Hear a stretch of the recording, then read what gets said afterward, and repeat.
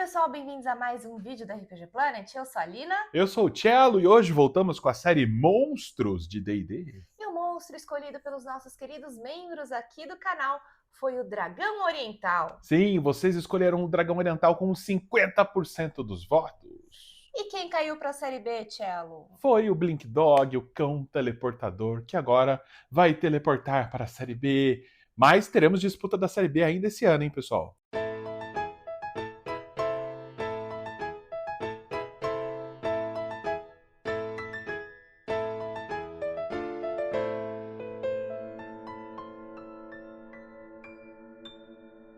Muito bem, Cello, mas antes da gente começar a falar sobre os dragões orientais, vamos falar da nossa Black November! Tem 10% de desconto no nosso site durante todo o mês de novembro para qualquer item vendido lá, né? Exatamente. Então, é hora de você aumentar a sua coleção de RPG aí, né? Quer um RPG de ficção científica? Traveler, é claro. Quer um RPG facinho para você jogar? Easy de Six, com a expansão Mundo Devastado, hein? Gosta de HQ inspirado em aventuras de RPG? Dungeoneers, pô, Dungeoneers do nosso amigo Márcio Fiorito. E aquele RPGinho de Bang Bang? Bang Bang é o som da 6, é claro. RPG do nosso amigo Ramon Mineiro. Então, só para você ter uma ideia aí do acervo de livros que você tem aí para comprar no nosso site com 10% off. Não tem nem código de desconto, nada. É só entrar lá que já está aplicado o desconto para a loja toda. Exato. E se você comprar ali acima de R$300, você tem frete grátis para todo o Brasil. É isso aí. Então vamos começar o vídeo apresentando para vocês um pouco sobre a mitologia em volta dos dragões orientais. A gente vai focar no dragão chinês nesse caso, porque foi ele que inspirou os dragões orientais de D&D. Mas é claro que existe uma diferença grande do dragão chinês para o dragão japonês, para o dragão coreano, né? Então, esse termo dragão oriental não é muito preciso. Mas só para esclarecer que aqui a gente está fixado aqui no dragão chinês. E é claro, isso é um resumo bem básico, tá, pessoal? Tem muita informação que dá para garimpar, daria um vídeo de 10 horas. Um vídeo bom, inclusive, só falando aí da mitologia do dragão chinês, mas vamos lá.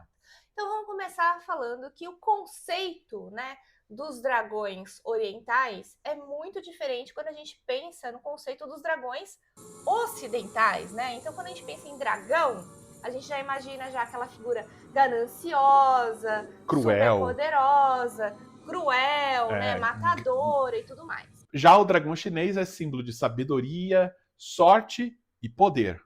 Bom, eles com relação à aparência, então, também são bem diferentes com relação aos dragões ocidentais, né? Os dragões orientais, eles têm aquele corpo mais alongado. Eles não têm asas, né? Igual o ocidental, mas os dois voam, né? Tanto o ocidental quanto o oriental podem voar, só que o oriental voa mesmo sem asas.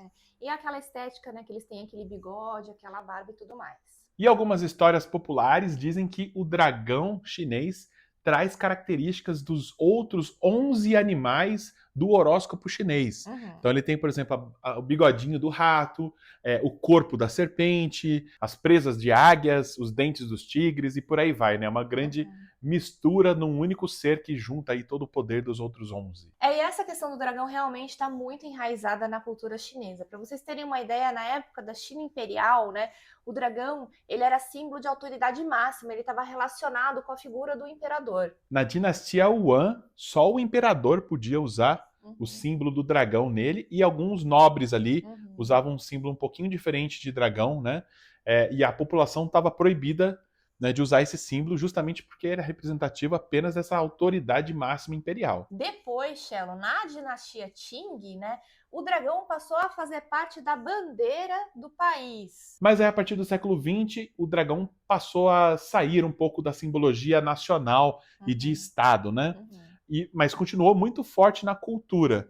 No lugar do dragão entrou o panda como o animal que representa a China, né? Então, talvez dando uma cara mais amigável, né? Porque o dragão pode ser assustador, pode ser agressivo, de repente, para quem não conhece, né? Mas na cultura chinesa, o dragão ainda é forte, é visto aí como um bom sinal, né? Como algo benevolente, normalmente. E agora a gente vai falar algumas curiosidades, né, sobre essa figura mitológica do dragão na cultura chinesa. A primeira delas é que sempre, Cello, a gente vê uma pérola. É verdade, flamejante, né? Quando a gente vê o dragão, né? Sempre tem uma pérola ali. Ou ela tá embaixo do queixo, ou ela tá dentro das garras do dragão, ou o dragão está perseguindo essa pérola, ou dragões estão disputando, né, A pela mesma posse pérola. dessa pérola. Essa pérola representa uma conexão espiritual daquele dragão, né? Poder espiritual. E o mais interessante também é que o dragão ele só pode voar por conta de um aparato que ele tem na cabeça dele, chamado Timu, que é basicamente um queimador de incenso que ele tem ali atrelado à cabeça, que é um item mágico, digamos assim. Sem aquilo, o dragão não consegue voar. Acho muito interessante isso. E além de voar, ele tem uma gama de poderes, esse dragão, que variam muito dependendo da região em que a história é contada, ou da idade, né, dos escritos falando do dragão, mas vão desde poderes de encolher até o tamanhozinho de um bichinho da seda, ou expandir até ficar gigantesco, colossal, ou até do tamanho do universo todo. E também eles têm poderes como eles podem, de repente, criar nuvens, mudar de cor, brilhar no escuro, né? Ou até mesmo se transformar em água, Tchelo. E essa questão da água é muito importante, porque os dragões estão extremamente ligados ao elemento água. Dizem que eles controlam as chuvas e tem alguma influência no clima. E também, apesar de serem vistos como benevolentes a maior parte das vezes, um tufão, um furacão, alguma coisa assim, um maremoto, pode ser visto como um dragão que foi enfurecido por algum mortal, né, e acabou gerando essa tempestade, alguma coisa do tipo. Muito bem, então vamos para a origem editorial dos dragões orientais em Dungeons and Dragons, né? Isso. Lá em 1979, na revista Dragon número 24, foi lançado então um artigo sobre os dragões orientais, onde foram apresentados 6 dragões. A revista Dragon na época tinha uns artigos meio curtinhos que não davam muito detalhe, né? Então só foi ser mais detalhado, assim, um pouco mais sobre os dragões, quando eles foram oficialmente lançados como monstros de D&D no livro Fiend Folio, de 1980, que trazia novas opções de monstros, e ali estavam mais detalhados certinho, com as fichas de cada um deles, né? E foi em 85 que foi lançado um suplemento chamado Oriental Adventures, e aí sim foi expandido o cenário, né, dos dragões orientais e apresentados mais 2 dragões. E foi apresentado também o mundo de Karatur, que era um cenário onde se passariam essas aventuras aí temáticas, né? Com uma mistureba de conceitos orientais diversos. Você tinha ninjas, você tinha dragão chinês, então assim, é uma coisa que ficou meio datada até, mas depois recebeu novidades e tudo mais. Mas, Tchelo, o cenário de Karatur, que foi meio que apresentado ali de forma separada, depois foi introduzido em Forgotten Realms. Karatur acabou virando o equivalente, então a China com o Japão ali e Coreia, no mundo de Toril, né, o mundo de Forgotten Realms. Bom, então agora vamos começar a falar efetivamente desses dragões. Como é que eles são, então, em Dungeons and Dragons? Bom, primeira coisa, eles são temidos e reverenciados, porque, primeiro, eles são enormes. São colossais. Colossais, tá? Chegam a mais de 40 metros de comprimento. Eles são muito fortes e eles têm diversas habilidades mágicas. E os mais velhos entre eles estão entre as criaturas mais poderosas de D&D. E quando a gente pensa na questão de alinhamento, os dragões orientais são bem diferentes dos seus primos cromáticos e metálicos, né? Que tem seus alinhamentos ali fixos, muito bem definidos. Geralmente, os dragões orientais são benevolentes. Sim, eles costumam ser bonzinhos, mas vira e mexe tem um deles que se corrompe e pode ficar tão cruel quanto o pior dos dragões vermelhos, por exemplo. Então vamos falar, Tchelo, sobre a burocracia celestial, porque foi um negócio quando a gente estava estudando o roteiro, eu falei assim, mas tudo está relacionado a essa burocracia. Eu nunca ouvi falar sobre burocracia celestial antes em D&D. A burocracia celestial é um órgão parecido até com uma assembleia ou um senado ou qualquer coisa assim, que é gerenciado por um imperador celestial e é tomado ali por espíritos e outros seres celestiais, em que eles debatem as próximas prioridades e dão ordens e comandos para os seus agentes no plano material, né, coisas que eles devem fazer durante um ano, que normalmente está ligado aos equilíbrio, né? ao equilíbrio da natureza, aos elementos, a derrotar uma grande tirania ou algo do tipo, né?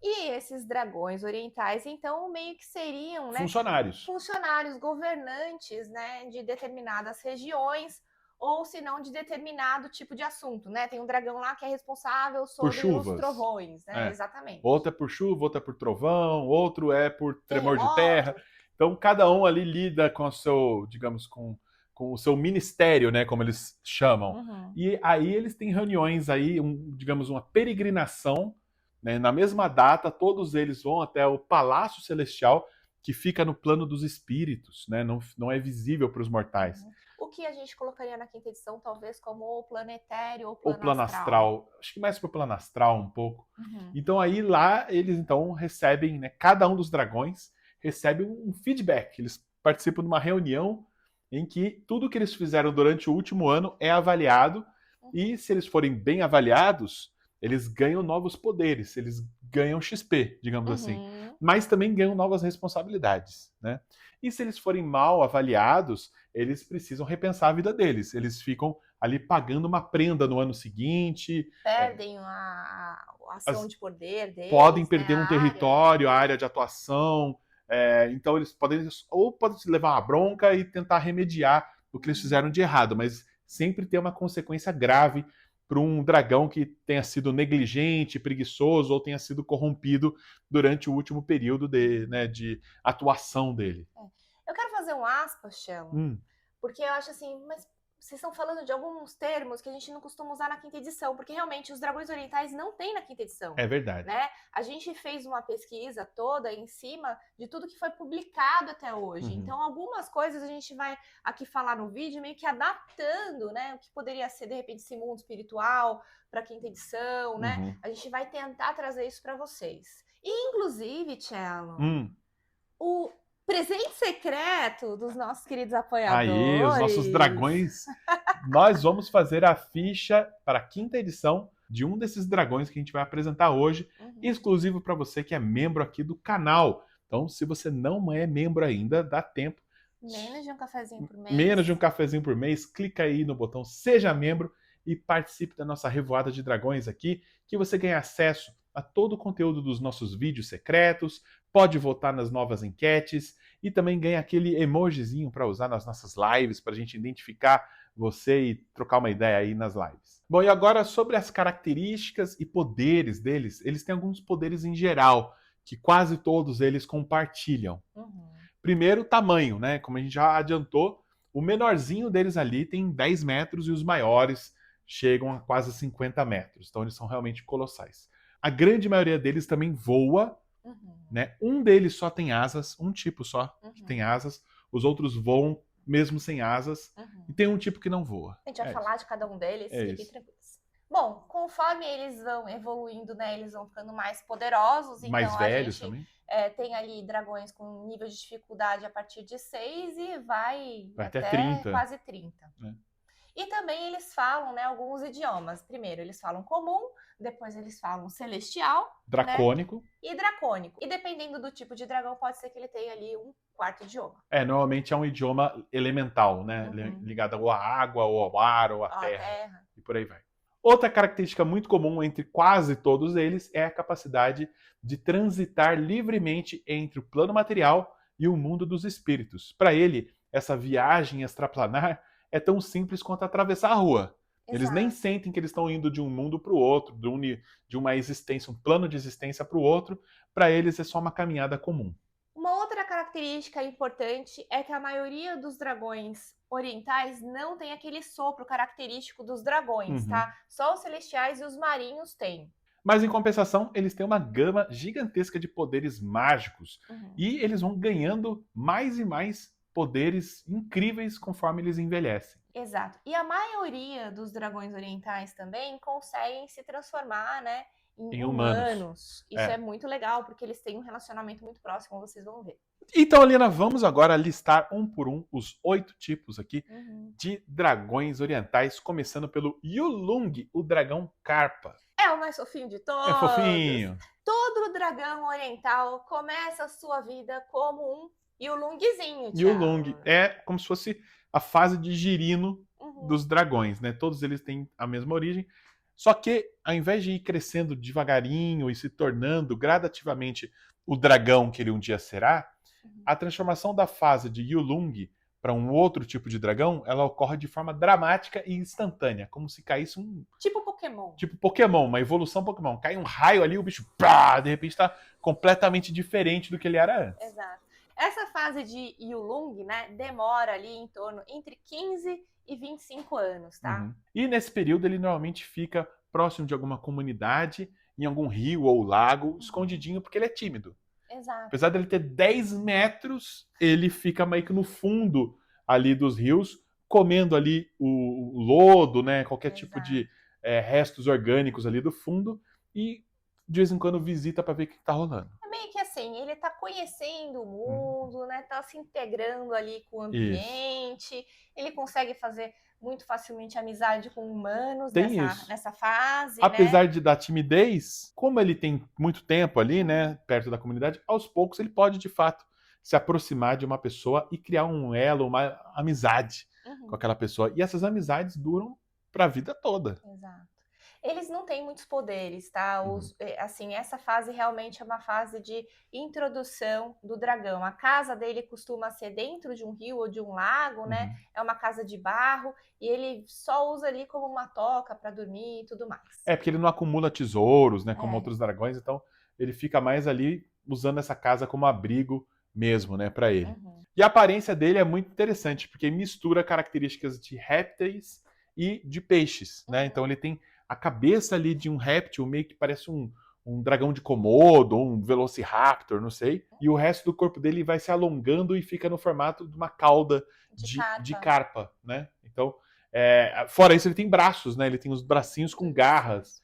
Então ele assim, ele não costuma lutar ou precisar, né, entrar em combate. Eles evitam o combate a todo custo, Evitam tá? a todo custo, mas se não tiver outra opção, aí ele tem as garras e a mordida dele só. Exato. Bom, então vamos para o próximo dragão oriental, que é o Panlung, né? Que é o dragão espiralado. É esse que eu vou fazer a adaptação para a quinta edição. Então, preste atenção no Panlung, que ele é muito interessante. Bom, qual que é o conceito desse dragão, né? Eles são guardiões de templos e criptas sagradas. Essa é a missão que a burocracia celestial passou para eles, e é uma missão que às vezes passa de geração em geração. Então, digamos que uma mesma família Panlung pode proteger ali um templo por milênios. Exato. A morada deles ali é o próprio templo, né? E por eles não poderem sair, eles não terem a mesma liberdade, né, que os outros dragões têm de locomoção, eles acabam sendo excelentes jardineiros, eles fazem jardins maravilhosos, tem pomares muito bons, inclusive eles se alimentam de frutas e legumes. Eles são vegetarianos, né? Eles comem apenas aquilo que eles plantam nos pomares. Mas não se engane, porque se alguém tentar invadir, esse dragão será feroz defendendo o templo. Na defesa do seu templo. Ele é estratégico, né? Ele não vai simplesmente de cara atacar um grupo ali de saqueadores que entrar no templo. Primeiro, ele vai ficar de longe tentando entender as habilidades daquelas pessoas que estão invadindo o local sagrado. E ele usa ilusões que ele pode projetar, e essas ilusões são capazes de revelar, né, o que esse grupo é capaz de fazer, se é um grupo poderoso ou não. E aí, com essas informações, a segunda etapa é que ele envia os seus servos para lutar por ele. E ele tem dois tipos de servos, Shalom. O primeiro são os répteis ali, né? Ele consegue comandar essas criaturas, né, para que elas defendam ali o templo por ele. Essa é a primeira etapa. A segunda etapa é que ele pega espíritos pecadores de pessoas que realizaram adultério no plano material e prende esses espíritos nesses templos. E essas pessoas são obrigadas a pagar a penitência delas por 1 ano para cada gota de lágrima que eles causaram em seu parceiro. É muito bom. Eu fico imaginando que o cara que criou deve ter sido traído. Ficou puto. Aí ficou puto.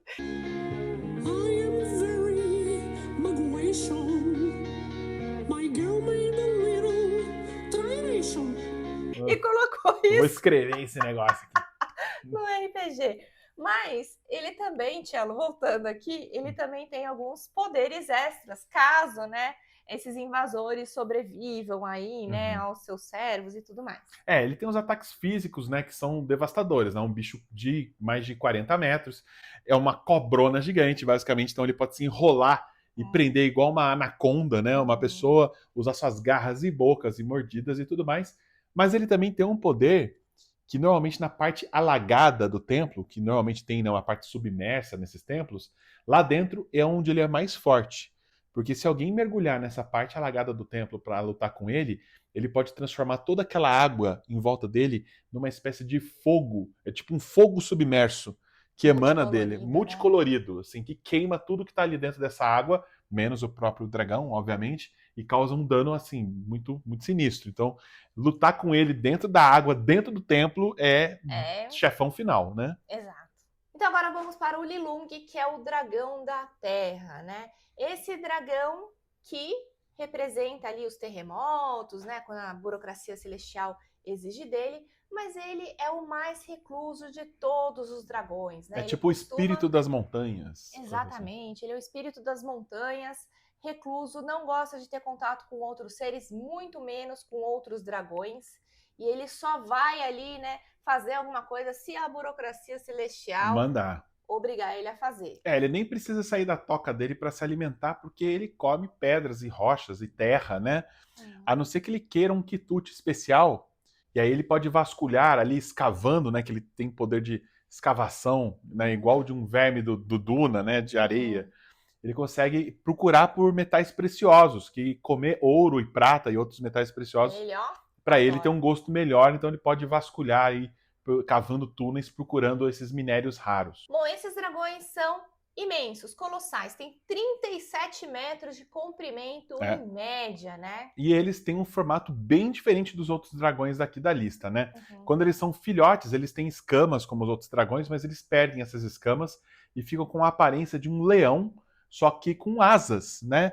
E essas asas têm penas coloridas como uma pena de pavão. E eles também têm um rosto humanoide e olhos dourados, brilhantes. E ele é um dos únicos que realmente, além de voar, tem asas mesmo, né? Uhum. Parecido ali com uma esfinge, né? Algo do tipo. Bom, e quais são os tipos de obrigações que eles têm, né? Geralmente a burocracia celestial pode pedir para que eles façam um pequeno terremoto ali para conseguir recompensar uma comunidade e encontrar uma mina de ouro, por É, exemplo. aquelas terremotos que abrem, Baixos, né? abrem De caminhos na baixo. montanha. Agora, né? Se pessoas entrarem dentro do covil dele, a primeira coisa que ele vai fazer é tentar evitar ao máximo a briga, né? Vai se esconder ali nas É, ele pode sombras, colapsar túneis, né? né? Deixar difícil o acesso, né? É. Tudo mais. Ou ele vai para a briga, e aí ele vai usar desses artifícios É. aí de terremoto, ele consegue fazer esses buracos, né, cavar esses buracos debaixo da terra e fazer grandes estragos, né. Ele também tem um rugido de leão, né, que é capaz de deixar as pessoas surdas, É, e de tão alto aterrorizadas. que é, né, exato. Bom, então agora vamos falar do Shanglung, o dragão do rio, né, esses espíritos das águas doces responsáveis por proteger todos os rios e lagos do mundo. É, dizem que em Karatur, cada rio e cada lago tem um espírito Shanglung ali, um dragão protegendo. Né? Eles têm mais de 40 metros. Parece um crocodilo, assim, gigantesco, só que a cabeça dele tem 2 chifres brancos que apontam para frente. Só que essa visão é muito rara. Muito raro. É muito rara, porque como eles conseguem, né, ter a forma Metamorfose, humana, né? né? Eles adoram se passar por humanos, né? Eles passam boa parte da vida deles em forma humana, mas eles ainda têm a responsabilidade de proteger os rios e lagos. Então, Exato. Então eles vivem em embarcações. eles constroem barcos luxuosos, que são palácios fluviais, basicamente. E nessas embarcações, eles recebem artistas, filósofos, e eles adoram as coisas finas da vida, né? Então, eles encomendam obras de arte, coisas assim. E são considerados patronos das artes e da sabedoria por causa disso. E eles acabam ganhando também, por causa da influência deles na região, títulos de nobreza, são vistos como viscondes, barões ou coisa do tipo, né? Bom, mas essas embarcações não são o único lar dos dragões Shanglungs, né? Eles também têm um palácio, Tia, um palácio maravilhoso no mundo dos espíritos. Cada um deles tem uma grande propriedade imensa, com cuidadores, jardineiros, funcionários. E mais interessante é que tem uma outra espécie de dragão, que são os Shenlungs, os dragões espirituais, que a única função desses dragões é serem assessores Dos dragões dos do rio. dragões do rio, dos Qianlungs. Então, eles têm essa outra espécie de dragões que são seus funcionários, atuam como mensageiros, né, como arautos e diplomatas ali desse nobre dragão do rio. E os Shenlongs, por viverem ali a maior parte da sua vida, né, em formato de humanos, eles gostam ali de acumular itens mágicos também, né, inclusive itens de proteção.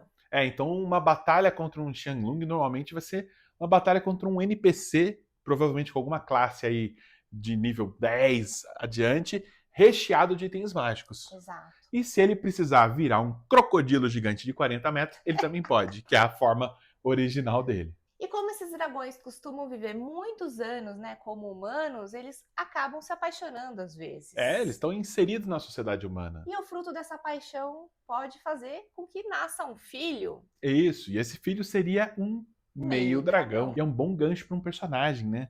Um personagem meio ligado a um rio, a um lago. Bom, e os Shenlongs também têm domínio sobre a água, né? Eles controlam as águas, conseguem fazer chover, mudar a correnteza de um rio, né? Isso. E se eles tiverem, né, autorização da burocracia celestial, eles podem fazer algo mais forte, causar uma tempestade muito grande, Uma tromba d'água. uma enchente, uma tromba d'água. Esse poder é super destrutivo, mas de novo, só com autorização ali, como se fosse uma arma de destruição em massa, que eles só podem usar, obviamente, se for encomendado aí pela burocracia celestial. E o próximo dragão é o Lungwang, né, o dragão do mar. Ele é primo distante da tartaruga dragão. E aí o conceito é quase idêntico, tá? Não tem muita diferença entre um dragão do mar e uma tartaruga dragão. Bom, o que eles fazem, gente? Eles cobram pedágio da região onde eles são responsáveis. Eles vivem no mar, né? Eles são guardiões ali da costa de Karatur. E se um capitão mais experiente sabe que ele está em mares ali dominados por um dragão do mar, ele já joga do navio oferendas, tesouros para alegrar o dragão, para o dragão deixar ele passar. Se não for feita a sua oferenda, o dragão pode afundar seu navio. Exatamente. Esse dragão é ganancioso. É um dragão que tem características diferentes da maioria deles, né? Ele acumula tesouros, né? Ele tem diversas tocas ali nessa região de mar que ele cuida. Ele tem diversas tocas onde ele esconde, né? Os tesouros. Esses tesouros que ele vai arrecadando. Mas é interessante que ele não tem um covil dele. Ele prefere viver sempre circulando as fronteiras do território dele. Ele só tem essas tocas realmente para acumular tesouros. Ele é um acumulador. E, além disso, ele tem outra similaridade com o tartaruga dragão, que ele tem um sopro de dragão. É um dos poucos dragões orientais que tem sopro, e o dele é de água, né? Ele dá um sopro de uma água em forma de vapor quente. Nossa, deve machucar. Deve machucar. E os próximos dragões são os Tumilungs, ou os dragões do tufão. Sim, é outra espécie de dragão oceânico. Só que esse, Lina, é o maior de todos os dragões orientais. Ele tem mais de 50 metros de comprimento. E são caóticos e destrutivos. Sim, é o único realmente mais agressivo desses dragões. Gostam de buscar confusão. Adoram confusão. Com seus coleguinhas. Sim. Dentro da burocracia celestial, eles são chamados para quando precisa ter um furacão, por algum motivo. Então eles são chamados para fazer um tufão e um furacão e ir embora. Só que na hora de fazer, chegou a minha vez. Eles se empolgam e não querem parar. E aí a burocracia celestial tem que enviar um outro tipo de dragão que a gente vai falar na sequência, né, que é o Qianlong. Que são os dragões celestiais, né? Que eles precisam ir lá para dar conta desse dragão arruaceiro e parar as tempestades. Com relação à dieta, eles comem qualquer coisa, inclusive navios inteiros. E eles também não respeitam o território, né? Inclusive, eles têm embates constantes com os dragões do mar, né? Aquela tartarugona que a gente falou agora há pouco. Porque eles não estão nem aí se aquilo lá é território deles ou não, eles entram lá causando arruaça e tudo mais. Bom, e além desses 50 metros de comprimento que eles têm um corpo alongado, reptiliano, né? São enormes, Shello. Mas eles têm uma característica interessante. Eles têm o polegar opositor, né? Que permite com que eles soltem magias com as mãos. E as magias que eles gostam são normalmente magias ligadas a relâmpagos. E é assim que eles combatem, né? Eles, além de serem marinhos, eles também podem voar. Então imagina um bichão desse saindo, erguendo-se das águas, depois com as mãos dele soltando raios, assim. É uma cena sinistra, né? E eles costumam viver, então, no fundo do mar, né? Eles têm castelos suntuosos, enormes, bonitos, bem decorados, onde eles gostam de viver a vida tranquila até chegar a uma próxima tarefa para destruir tudo. Bom, e por último temos os Tianlungs, os dragões celestiais, que são o queridinho do chefe, né? São os Os dragões puxa-sacos. favoritos da burocracia celestial, são também os mais poderosos e os que dão conta, então, dos dragões de tufão. Eles são aquele funcionário do mês, todo mês seguido, né? E eles vivem, né, em montanhas. Eles gostam de observar por cima, supervisionar o trabalho dos outros.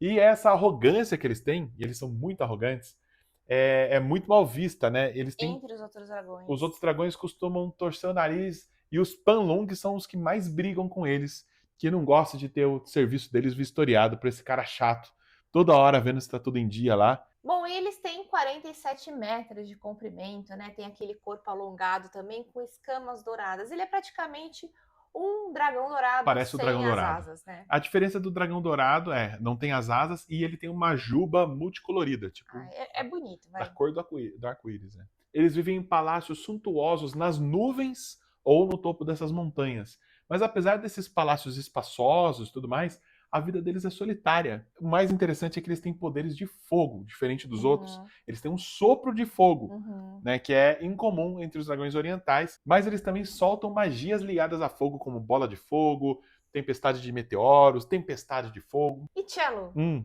fora essa questão da mansão e tudo mais, eles são bem enjoadinhos, viu? Porque a dieta deles, eles simplesmente só comem pérolas ou opalas. Por favor, quero uma bandeja de pérolas bandeja de hoje. pérolas, por favor. Safado. Bom, uma coisa interessante que a gente não falou é que todos os dragões orientais que voam, cada um deles, tá, que a gente? maioria deles, eles têm uma pérola incrustada na cabeça. Cada um de uma cor diferente. Por exemplo, o dragão de tufão tem uma pérola negra, o dragão celestial tem uma pérola amarela e por aí vai, né? Então meu gancho de aventura tem a ver com essa pérola. Apesar de que no livro diz que essa pérola, quando é removida do dragão, Ela perde os poderes mágicos, deixar a pessoa voar, né? Eu vou escolher ignorar essa parte aí para deixar o gancho mais legal. Então imagine a cena de que um rio, um grande rio ou um grande lago importante de uma região, de uns tempos para cá vem ficando poluído e também com criaturas hostis que saem lá de dentro. Pode ter uma corrupção acontecendo nesse lago. E vai ali então um grupo de aventureiros, né, pesquisar para tentar entender o que está acontecendo nessa região, até que eles encontram um barco.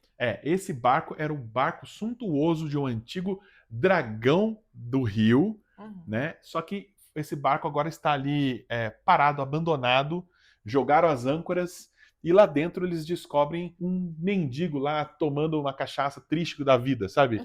Deprimido. Esse cara, na verdade, era o guardião do rio, era um dragão do rio que está ali bebendo a sua tristeza, né? Tentando esquecer, porque alguém roubou a sua pérola de dentro da sua cabeça. E essa pérola dava os poderes para ele proteger ali toda aquela região, Isso. não somente a questão do voo. Aí a missão do grupo, então, é encontrar a pessoa que roubou essa pérola, que eu imagino seja um mago muito poderoso para manter a tradição do canal, né? do gancho de aventura. Então, eles devem encontrar essa pérola e devolver para o guardião do rio para que ele possa voltar a eliminar essa corrupção. Só que tem um prazo. Boa. Ele tem um prazo porque a reunião na burocracia celestial é na próxima lua cheia. Então o grupo tem que correr para resolver essa questão antes da reunião, né, antes do feedback negativo. E o dragão pode tentar ajudar o grupo, ir com eles, né, porque ele está em forma humanoide, ele pode ser um NPC poderoso, alguma coisa do tipo que, apesar dele não ter mais a pérola, ele tem algum resquício de poder, né, para ajudar o grupo. Então dá uma aventura diferente com esse gostinho de dragão oriental que você quer.